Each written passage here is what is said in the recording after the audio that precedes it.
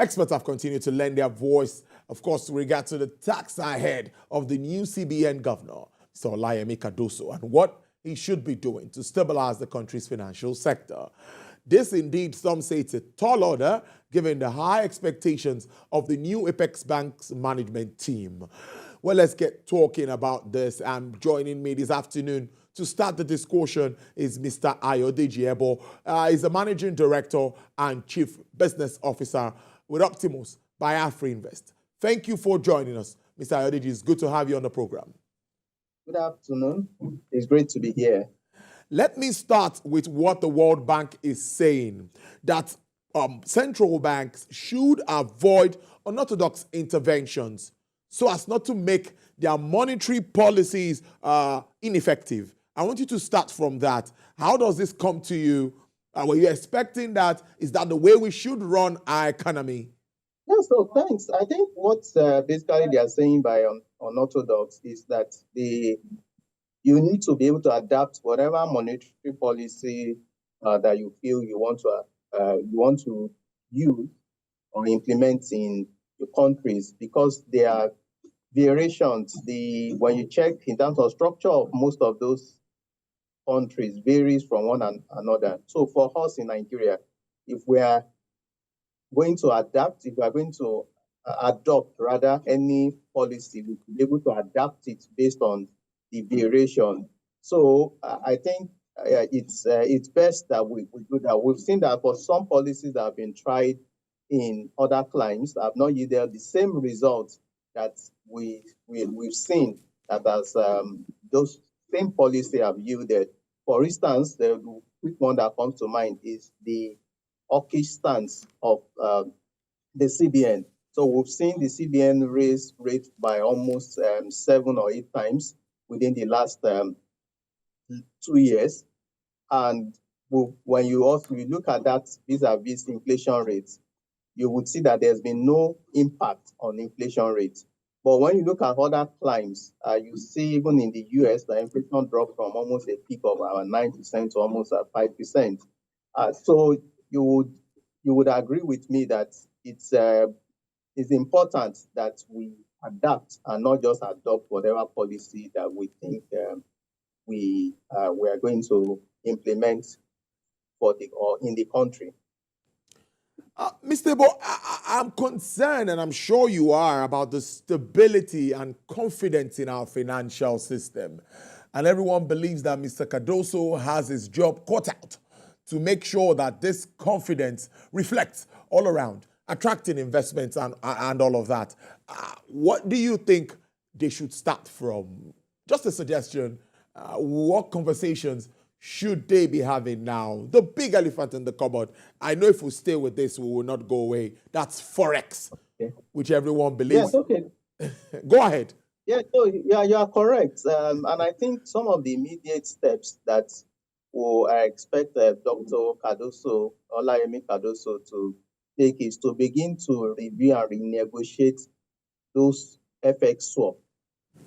When you look at, based on the looking at the full year 2022 audited accounts, you would see about over close to about 16 billion or 20 billion is attached to or allocated to swaps. So there's a need to renegotiate them. There are some that they have agreement with Nigerian banks, so that they can either increase, restructure it to increase the maturity period, so that to reduce the immediate pressure, because based on the current position of the reserves, there's a limit to the intervention that can be done. Secondly, there's a need to begin to clear the backlogs, at least to signal. When you look at, based on estimation, trap funds within the aviation sector is about $800 million. There are other sectors, the likes of MasterCard, those that are involved in transacting Naira and need to repatriate. A lot of them are trapped in the country. So there's a need to signal to begin to supply. We also expect that there will also now be engagement around assessing like the IMF loans to see if that can help create liquidity. And enter into several structures. So I think there's this current one which is being finalized with appraising about $3 billion. NNPC is also going into another arrangement. So we need at least a few of the arrangement. We need to be able to raise between 10 to $15 billion so that we can clear the backlogs that has been estimated to about between $6 and $8 billion.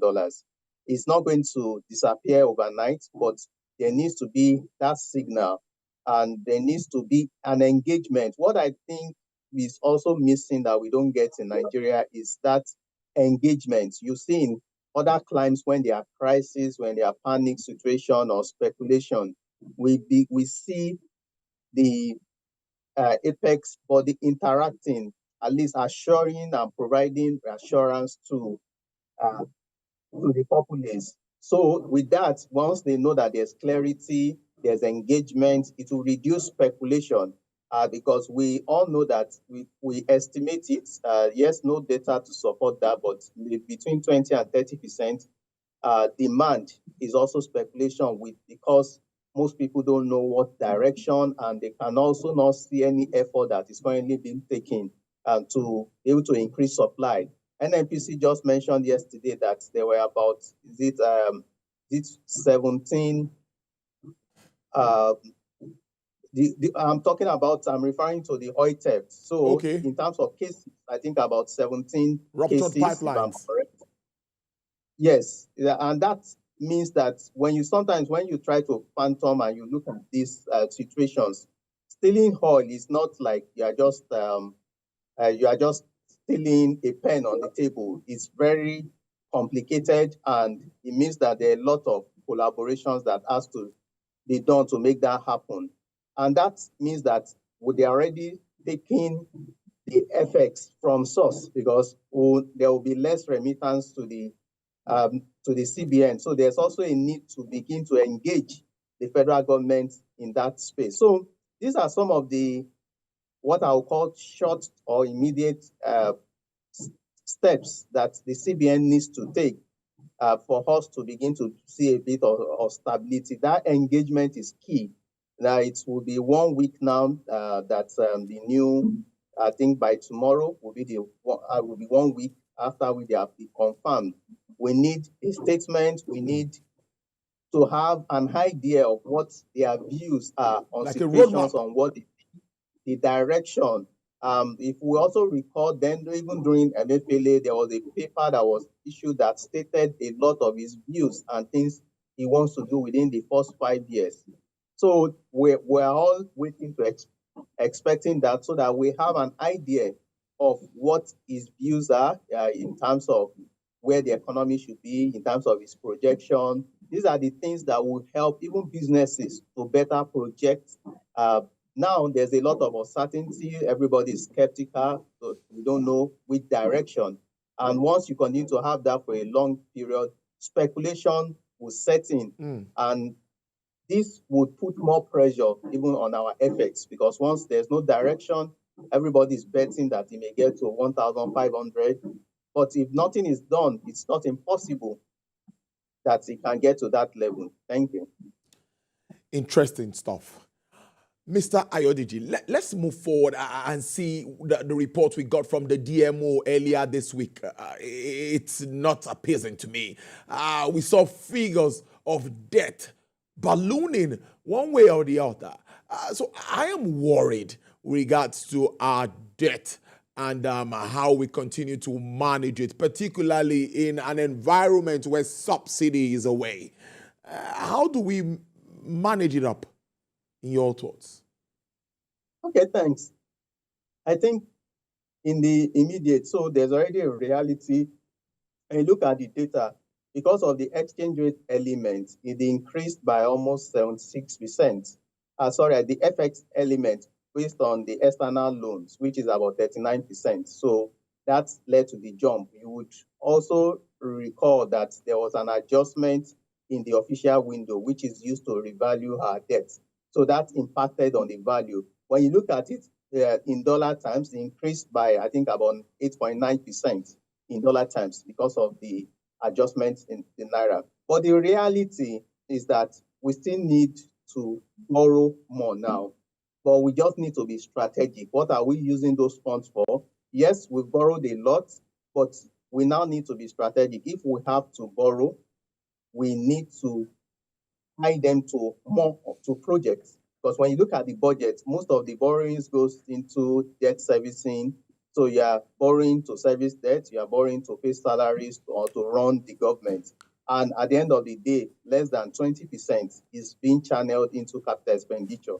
So there's a need to increase that pot or that allocation to capital expenditure so that we can begin to, within the medium to short term, we can create an environment that will generate greater capacity to put up or generate revenue that will be able to pay back in form of taxes. Is when business grow. There's a disservice that sometimes government don't.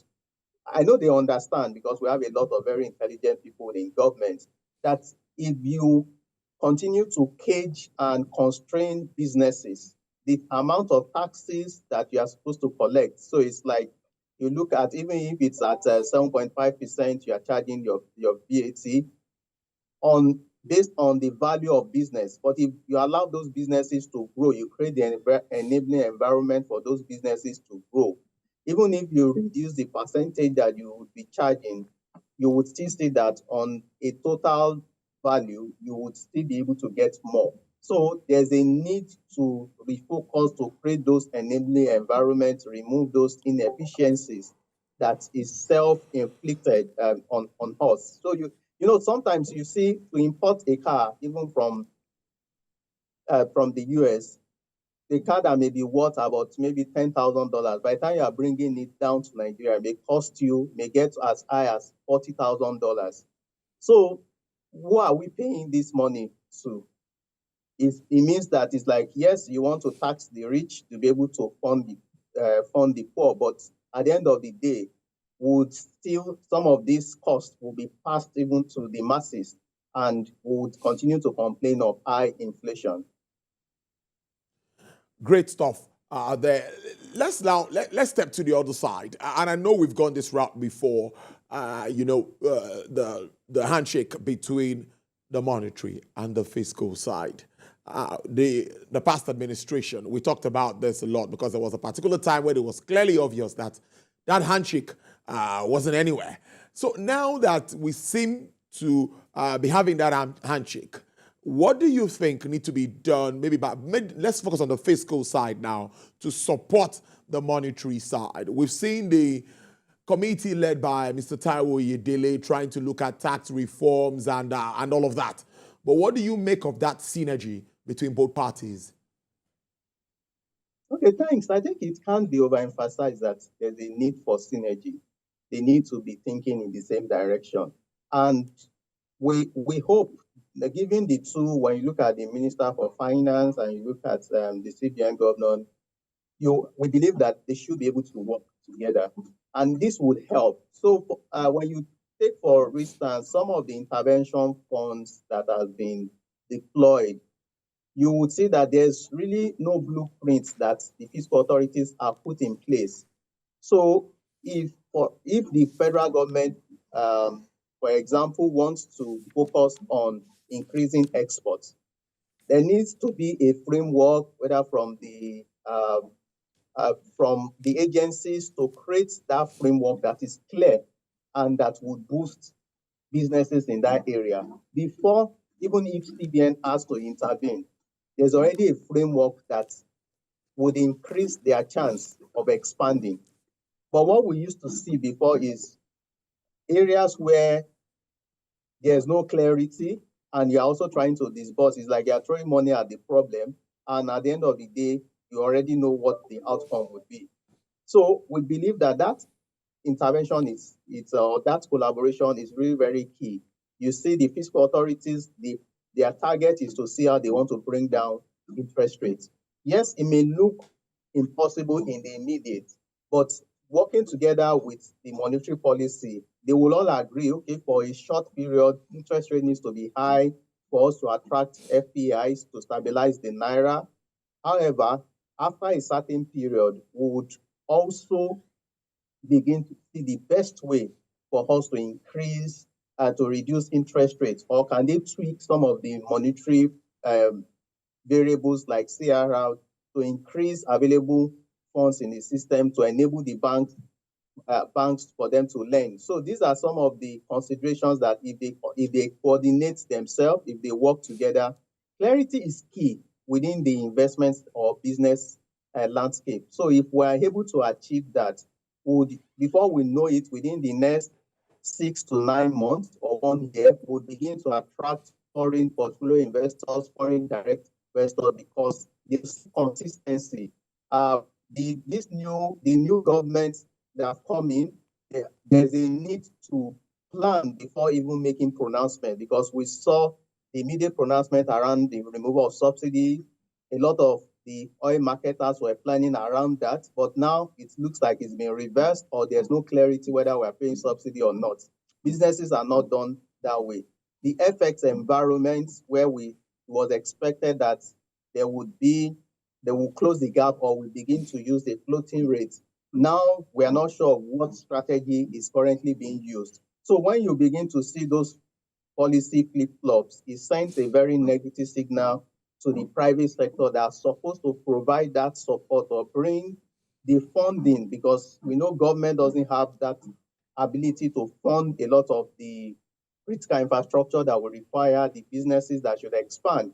But if they provide that environment, they are consistent in what they preach, they are consistent in the policies that they want to push, then everybody will fall in line and adjust their businesses to align with what they know. But once there's inconsistency, it affects business focus, and everyone will be skeptical, staying on the sideline.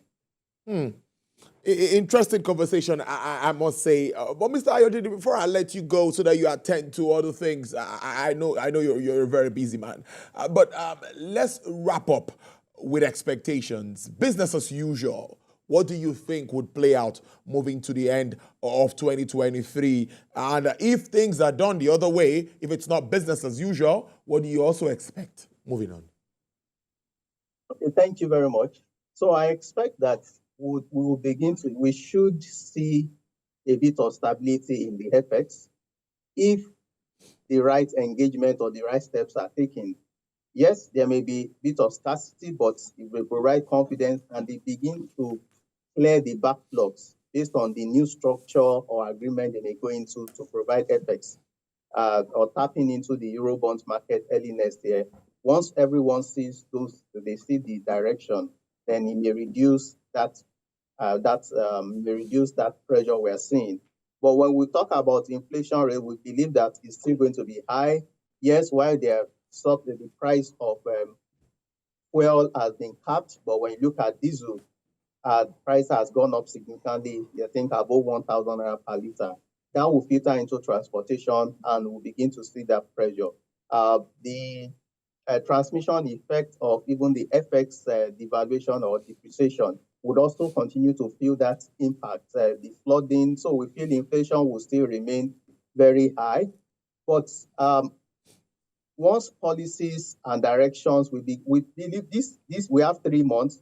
We need clarity. The budget for next year, the previous administration, we should have begun to see that there's already a plan to present a budget for January, so that we can start from January. These are the things I hope will not be reversed, so that we can plan towards 2024. This year is almost done, but it can be like building the blocks for a greater 2024. The government is deliberate and they are willing to change things. These 3 months can be used to create clarity, policies, blueprints that would even enable businesses. Around this time, businesses will be planning for the new year.